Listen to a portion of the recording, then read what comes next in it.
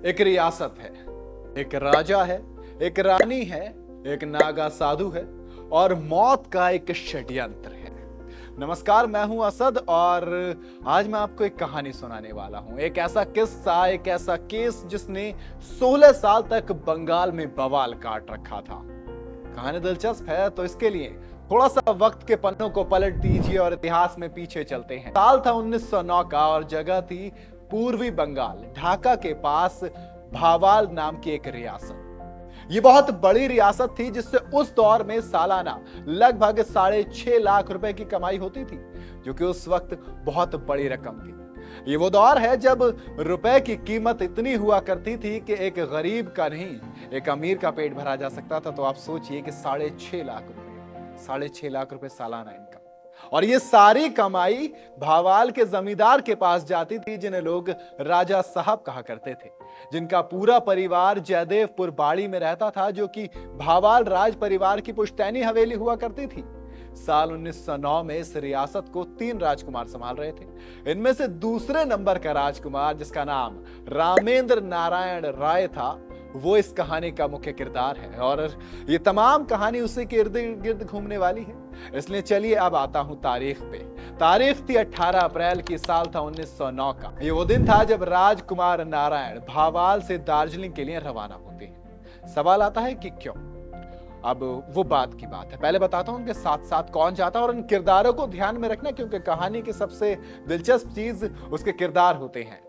तो राजा के साथ उनकी पत्नी विभावती और विभावती का भाई सत्येंद्र और 21 नौकर साथ निकलते हैं। इनके अलावा एक डॉक्टर भी साथ में था। इन सबका दार्जिलिंग जाने का एक खास कारण था और वो कारण था राजकुमार रामेंद्र नारायण की सिफिलिस की बीमारी, जिसके चलते डॉक्टर ने उन्हें साफ हवा पाने के लिए कुछ वक्त पहाड़ों में बिताने की सलाह दी।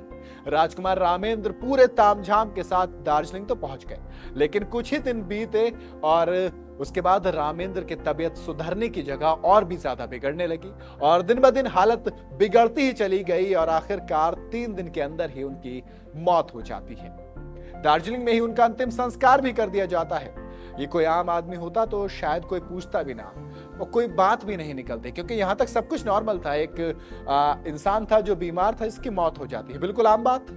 लेकिन आम नहीं था, लोग खास होते हैं तो बात भी खास हो जाती है। इसलिए क्योंकि एक जमींदार की मौत हुई थी, एक बड़ा जमींदार जिसके उस दौर में लाखों की कमाई थी, इसलिए भावाल की पूरी रियासत में सुगबगाहट शुरू हुई। कुछ लोगों ने शक जताना शुरू कर दिया कि रामेंद्र की हत्या हुई है, इसमें कोई षड्यंत्र है। मामला करोड़ों की प्रॉपर्टी का था, इसलिए आवाजें और भी तेजी से उठना लाजमी था। शरीफ खान नाम का एक अर्दली, जो कि राजकुमार रामेंद्र के साथ दार्जिलिंग गया था, उसने कहना शुरू कर दिया कि राजा साहब को भयानक उल्टी हुई थी, जिसके कुछ छींटे उसके कपड़ों पर गिरे और उनमें सुराख हो गया। उल्टी के छींटों से सुराख हो जाना। एक अफवाह तो यह भी उड़ी कि रामेंद्र का शरीर शमशान तो ले जाया गया, लेकिन उसका अंतिम संस्कार वहां न करके कहीं और किया गया। बहरहाल भावाल रियासत में जिंदगी जल्द ही आगे बढ़ गई, लेकिन फिर कुछ ऐसा हुआ जिसने कि शक को और भी गहरा कर दिया, क्योंकि रियासत में रामेंद्र की मौत के 1 साल बाद उसके बड़े भाई रणेंद्र की भी मौत हो गई और उसके 3 साल बाद सबसे छोटे राजकुमार रविंद्र भी चल बसे, यानी कि एक के बाद एक तीनों भाई का देहांत हो गया। अब आता हूं उस दौर के कानून पर। आपको याद होगा अच्छे से, 1900 की जब बात होती है तो हम ब्रिटिश राज में थे और उन्हीं का सिस्टम हमारे देश में चल रहा था। इस सिस्टम में जैसे ही ब्रिटिशर्स की एंट्री होती है तो उन्होंने एक सिस्टम लागू किया हुआ था कि अगर जमींदारी संभालने वाला कोई नहीं होगा तो प्रॉपर्टी की देखरेख सरकार अपने हाथों में ले लेगी, यानी कि तमाम जो प्रॉपर्टी है वो राजशाही से निकलकर किसके हाथ में चली जाएगी? अंग्रेजों के, यानी कि ब्रिटिशर्स के हाथ में चली जाएगी। ऐसा हुआ भी भावाल रियासत के साथ। तीनों राजकुमारों की मौत के बाद राजकुमारों की बीवियां जयदेवपुर बाड़ी छोड़कर ही चली गईं और रियासत का तमाम कामकाज कोर्ट ऑफ वॉर्ड्स नाम के सरकारी डिपार्टमेंट ने अपने हाथ में ले लिया। मुमकिन था कि भाई पूरी कहानी यहां पे खत्म हो सकती थी, क्योंकि आम कहानी थी, लेकिन फिर एक शख्स की एंट्री होती है और उस एक शख्स की एंट्री से पूरी कहानी, पूरी रियासत एक बार फिर से सकते में आ जाती है। आप उन किरदारों को याद कीजिए जो मैंने कहानी के शुरू में बताए थे। एक राजा था, एक रानी थी और एक नागा साधु था।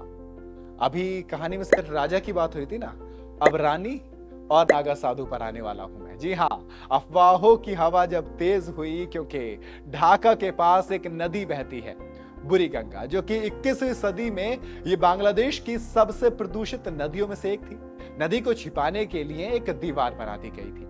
लेकिन एक वक्त था जब यहाँ पर एक रिवर फ्रंट हुआ करता था, जहां लोग शाम को वहां ठंडी हवा में घूमने जाया करते थे। दिसंबर 1920 या जनवरी 1921 की बात होगी, जब नदी के किनारे एक जोगी, एक सन्यासी को घूमते देखा गया। जटाओ जैसे बाल और लंबी दाढ़ी वाला यह साधु सिर्फ एक लंगोट पहना हुआ था और उसने अपने पूरे शरीर पर राख मली हुई थी। 4 महीने तक नदी के किनारे वो ध्यान लगाए बैठा रहा, जिससे कि भारत में आम तौर पर होता है, लोग साधु सन्यासियों की इज्जत किया करते हैं और उनसे वरदान मिलने का लालच भी होता है। इसलिए धीरे धीरे लोग साधु महाराज के पास अपनी बीमारियों का इलाज के लिए जाने लगे। कई दिन गुजरने के बाद अचानक ही एक पता नहीं कैसे शहर में एक अफवाह फैली कि सन्यासी कोई और नहीं बल्कि भावाल के दूसरे नंबर के राजकुमार रामेंद्र नारायण राय है। कहानी में कहा था ना कि दूसरा वाला जो कैरेक्टर है उसको ध्यान में रखना, क्योंकि ट्विस्ट तो यहीं से आना था। और ये दूसरा कैरेक्टर, अब ये नागा साधु, अब दावा किया गया है कि ये राजकुमार है। ये अफवाह राज परिवार के कानों तक भी जा पहुंची। रामेंद्र की एक बड़ी बहन थी ज्योतिर्मय, उन्होंने अपने बेटे बुद्धू को सन्यासी के पास भेजा। वापस आकर उसने बताया कि सन्यासी का चेहरा मोहरा हूबहू रामेंद्र से मिलता जुलता है, लेकिन इस बात की पुष्टि करने का उसके पास कोई जरिया नहीं था। जिसके बाद किसी ने एक आइडिया दिया कि सन्यासी को जयदेवपुर लेकर आना चाहिए। अब आती है तारीख 12 अप्रैल, साल होता है 1921 का। ये वो दिन था सन्यासी को हाथी पर बिठाकर जयदेवपुर बाड़ी लाया गया। यहाँ ज्योतिर्मय ने पहली बार सन्यासी को देखा। वो आंगन में बैठा हुआ था, सर को झुकाए हुए। ज्योतिर्मय के अनुसार उसकी एक आंख तिरछी कर देखने का तरीका बिल्कुल रामेंद्र की तरह था। परिवार ने अगले कुछ रोज सन्यासी को अपने घर रोक कर रखा। परिवार ने उसे राजकुमार रामेंद्र की तस्वीर दिखाई, जिसे देखकर वो अचानक से रोने लगा। ज्योतिर्मय ने उससे पूछा, साधु होकर भी क्यों रो रहे हो? इस पर उसने जवाब दिया, माया के कारण। इसके बाद ज्योतिर्मय ने उसे अपने भाई की कहानी सुनाई। उसने बताया कि उसका भाई रामेंद्र दार्जिलिंग में मारा गया था। कुछ लोग कहते हैं कि उसका दाह संस्कार हुआ, जबकि कुछ कहते हैं कि नहीं हुआ। ये सुनकर सन्यासी ने अपने आंसू पोंछे और एकदम से बोल पड़ा, नहीं, ये सच नहीं है, उसे जलाया नहीं गया, वो जिंदा है। ज्योतिर्मय ने उससे पूछा, उसका भाई कहाँ है? लेकिन सन्यासी ने आगे कुछ भी बोलने से इनकार कर दिया। कहानी अब थोड़ी सी बदल जाती है। इसके बाद समय आया साल 1921 का, मई का महीना था और अब तक ज्योतिर्मय और राज परिवार के कई लोगों को यह यकीन हो चला था कि सन्यासी रामेंद्र ही है। लेकिन सन्यासी खुद ये बात मानने को तैयार ही नहीं था। सवालों से तंग होकर वो कुछ रोज बाद चटगांव चला गया और वहां से एक हफ्ते बाद वापस लौटा। इस बार ज्योतिर्मय ने उससे कहा कि वो उसके शरीर के निशान देखना चाहती है। तारीख आती है 4 मई की। जयदेवपुर बाड़ी में सैकड़ों की भीड़ जमा थी। ज्योतिर्मय के बेटे बुद्धू ने भीड़ के सामने घोषणा की कि सन्यासी के शरीर पर ठीक वही निशान है जो रामेंद्र के शरीर पर थे। हालांकि सन्यासी अभी भी ये मानने को तैयार नहीं था। अंत में ज्योतिर्मय ने उससे कहा कि अगर वो ये बात स्वीकार नहीं करेगा तो वो खाना पीना छोड़ देगी। इसके बाद दोपहर के वक्त सन्यासी भीड़ के सामने आया और भीड़ में से किसी ने उससे पूछा, तुम्हारा नाम क्या है? सन्यासी ने ललकार कर कहा, मेरा नाम रामेंद्र नारायण राय है। इसके बाद उसके माता पिता का नाम पूछा गया तो वो भी उसने बिल्कुल सही सही बताया। कहानी बदलनी शुरू होती है इसी तरह से, क्योंकि एक किरदार जब सामने निकल कर आता है तो कहानी का कहते हैं ना कि प्रोटैगनिस्ट है और अब ये रूप बदल रहा है। इतना सुनकर भीड़ में से किसी ने कहा, राजा रानी का नाम तो सबको पता है, तुम अपनी दाई माँ का नाम बताओ तो जाने। सन्यासी ने सवाल का भी ठीक जवाब दिया। जवाब सुनते ही भीड़ में जय जयकार लगनी शुरू हो गई। सबको अब पक्का यकीन हो चला था कि ये सन्यासी ही रामेंद्र नारायण है। जिस वक्त ये सब हो रहा था उस वक्त रामेंद्र की पत्नी, जी हाँ, अब कहानी के शुरू में याद कीजिए 2 किरदार की बात हो चुकी है। बात अब बची थी तीसरे किरदार की, यानी कि रानी की, एक पत्नी की। विभवती कलकत्ता में रहने चली गई थी। उसे और उसके साथ साथ राज परिवार के सारे रिश्तेदारों को ये खबर लग चुकी थी, जिसके बाद एक मीटिंग बुलाकर तय किया गया कि परिवार के वारिस लौट आए हैं, इसलिए जमींदारी का जिम्मा एक बार फिर से सन्यासी उर्फ रामेंद्र नारायण को मिलना चाहिए। अब ये 3 कैरेक्टर जिनकी किरदारों की बात हमने कहानी की शुरुआत में की थी, वो तीनों आ गए हैं कहानी के अंदर। और अब इस कहानी में इन तीनों किरदारों की कहानी असल शुरू होगी, असलियत के राज खुलेंगे। अब थोड़ी ध्यान से सुनना। अब रामेंद्र नारायण को कानूनी तौर पर ये जितनी भी उसके राजपाट था वो मिलना चाहिए था।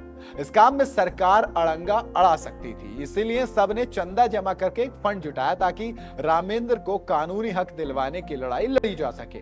लेकिन कोई कानूनी लड़ाई शुरू होती उससे पहले ही सरकार हरकत में आई और ढाका के कलेक्टर जीएच लिंडसे ने तुरंत पूरे शहर में कुछ नोटिस छपवा दिए।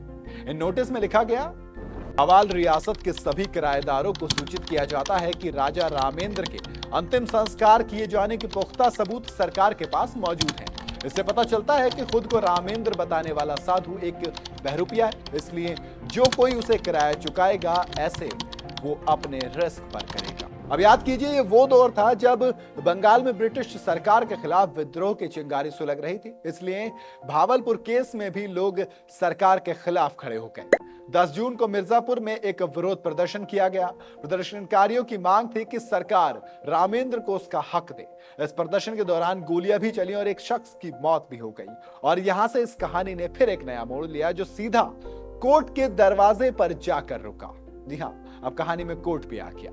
कोर्ट में क्या कुछ हुआ उससे पहले मैं आपको थोड़ा सा फ्लैशबैक में लेके चलता हूं। चलिए जल्दी से मेरे साथ और सन्यासी के नजरिए से इस कहानी को सुनते हैं। दरअसल 8 मई 1909 वो तारीख थी जब राजकुमार रामेंद्र की मौत के बाद उनके शव को जलाने के लिए ले जाया जा रहा था। शव को चिता पर रख लकड़ियों में आग लगाई जाती है। इतनी देर में अचानक जोरों की बारिश होने लगती है। जब राजकुमार रामेंद्र की मौत हुई तो उसके बाद उस शव को जलाने के लिए ले जाया जा रहा था। शव को चिता पर रखकर लकड़ियों में आग लगाई जाती है। अब इतनी देर में जोरों की बारिश होने लग जाती है और शव को सब लोग वहीं पर छोड़कर भाग जाते हैं। रात तक शव वहीं पर पड़ा रहता है।